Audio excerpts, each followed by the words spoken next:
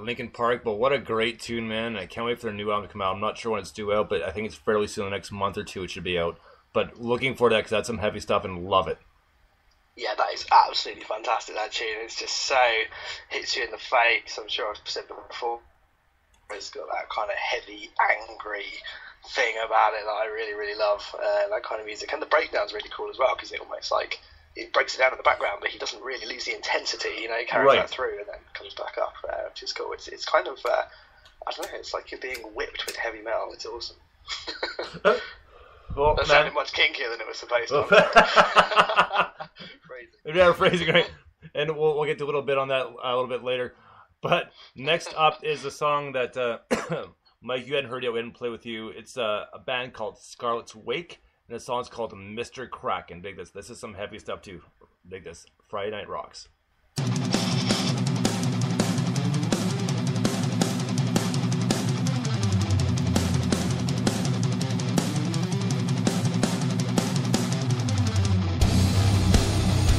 You're doing fine, we've got a problem or two if you could spare the time. I know it's taken so long for us to call you up, but now enough is enough, it's gotta stop. Are you ready to wreck this ship and reach out to the shore? I've got a feeling we've got some fight still left, this is war. Are you ready to wreck this ship and save what's left of us?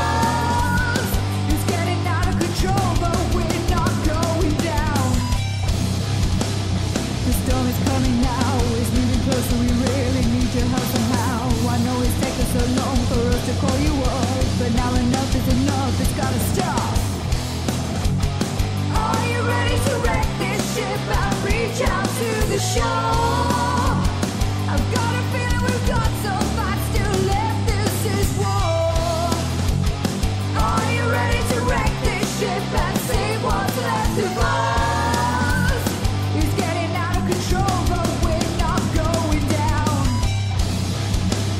This is the final dance, maybe together we'll all stand a better chance. I know it's taken so long for us to call you up, but now enough is enough, it's gotta stop.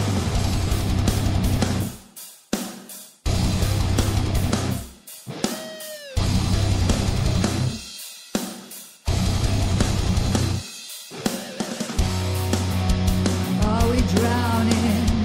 I hope we're not drowning. Try to get back, to take another breath, to take another deep breath. Are we drowning? I hope we're not drowning. Try to get back, to take another breath, to take another deep breath. Are we drowning? I hope we're not drowning. Try to get back, to take another breath, to take another deep breath. Drowning, I hope we're not drowning. Try to get back, to take another breath, to take another deep breath. Release the dragon. Are you ready to wreck this ship and reach out to the shore? I've got a feeling we've got some fight still left, this is war. Are you ready to wreck this ship and save what's left of us? It's getting out of control, but we're not going down. It's time to take a stand. The clock is ticking, we know how you're in demand. I know it's taken so long for us to call you up, but now enough is enough. Right on, Scarlet's Wake with Mr. Kraken. Now, tell me that wasn't heavy as hell and just like there. I don't remember the lead vocalist's name is, but she nailed it. Like wow, like this is an awesome heavy banging tune. That is such a good tune. I really, really enjoy that. And actually, I listened back to the show last week because I was putting the NMS 60 stuff together, and I was just like, of course, like I think you played that tune first or second or something. I was like, that's that was first, man. Yeah, yeah, so that's a banger. But yeah, it's just like I couldn't better define a song that's more kind of my kind of thing. It's just that's just like riffage, filthy rock and roll. just four is the word. Oh man, and it's going to keep continuing on here because next up we have a band called Common Cycles. This is their newest single, and actually after I played them on Canada Rocks for Canada Day, their singer Joe tweeted me and said, "Hey man, we got a new single. You got to check this out." And this one's pretty heavy. I mean, they can be heavy, but this is even heavy for them. But it's really cool. This is I Want to Be Pretty, and I Am. Common Cycles. Dig this.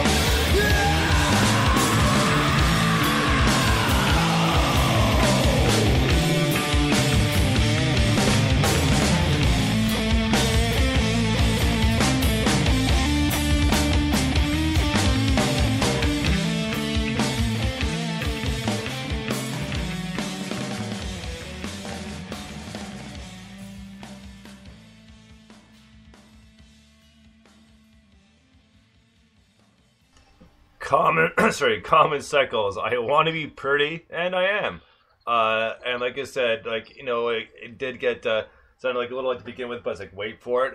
There we go. And right into it, and yeah, cool song. And like, I really dig Common Cycles, and like I said, I saw them once about a year or so ago, and they're playing place on a Wednesday night. Unfortunately, I can't go because I got to work a midnight shift that night, so I kind of want to get some sleep. So unfortunately, but either way, I know they'll be playing again soon after that. but that's July 26th at EVAC, right here in London. Nice. So, yeah, but great heavy tune. Like, really enjoyed it, and I can't wait for more. That was really cool. I love it was almost kind of Mudhoney-esque fuzz going on.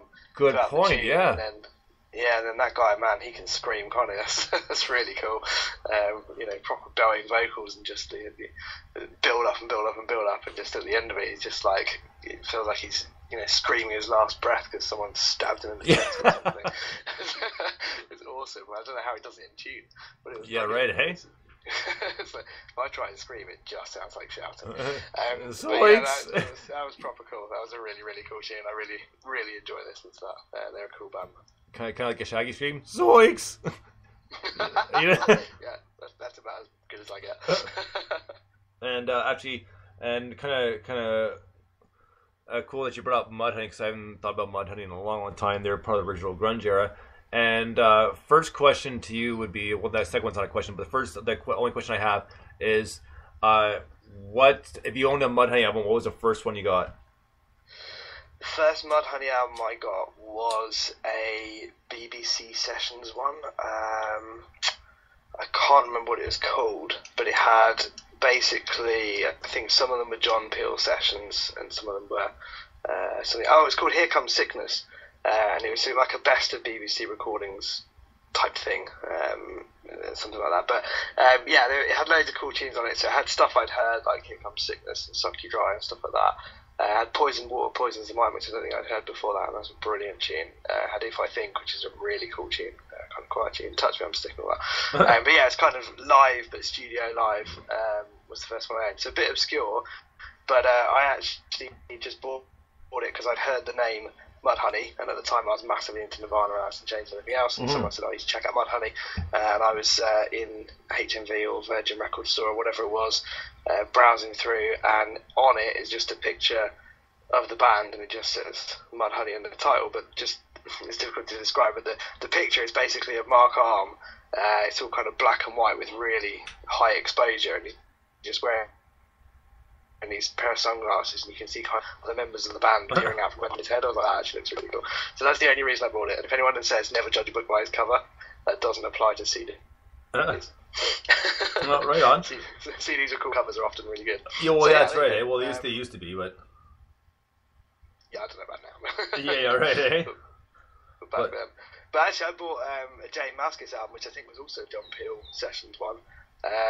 Purely based on the cover, and it was about 10 or maybe even 15 years later when I was at the Reading Festival. Dinosaur Junior reformed. Okay. To be honest with you, and I think I was lying on the floor at the time in the field, and I heard this singer. I was like, oh, and it suddenly occurred to me that this Jay Mascis album I've had for ages, of course, he was the singer of Dinosaur Jr. I was like, oh, why did they never put that together? But that was based on the cover, because that was just him in the middle of a guitar solo. I was like, that was cool. Well, so there you go. Random grunge album cover stories from yeah. I could go on all right, but I'll leave it at that one. Well, there's plenty from that time period, eh? But my first album was Every Good Boy Deserves Fudge. Awesome. And of course, our musician knows, R-E-G. So Yeah. it's the kind of basic notes, right? But that's the one I got, and the one off that one was called Into the Drink. Yeah, that's a great tune. And so that's the first album I got, and then it was probably not too much later. I think it was probably a year or two, and it was. Do you remember the movie Black Sheep with Chris Farley and David Spade? Rings a bell. Okay, well, it kind of followed Tommy Boy. Okay, yeah. So, but different idea line. Anyways, at one point he's at a concert, and guess who's playing on stage? None other than Mudhoney. He's like, wow, that's kind of random, but cool at the same time. And how many people are actually going to know that's actually Mudhoney? So yeah, it was pretty cool. That's very cool. So, I think that one of the most obscure Mudhoney albums I bought was Since We've Become Translucent, which I think was 2001, 2002. And I hadn't heard anything. I think they did do one or two albums that I hadn't heard kind of in between, right, from like Piece of Cake and stuff like that. And then they released this thing, and the first track I think goes on for about 10 minutes, and it's really, really trippy. And then there's kind of some like almost rocky and bluesy tunes, and then obviously it's all kind of really grungy as well, and it's completely random and a really, really cool album.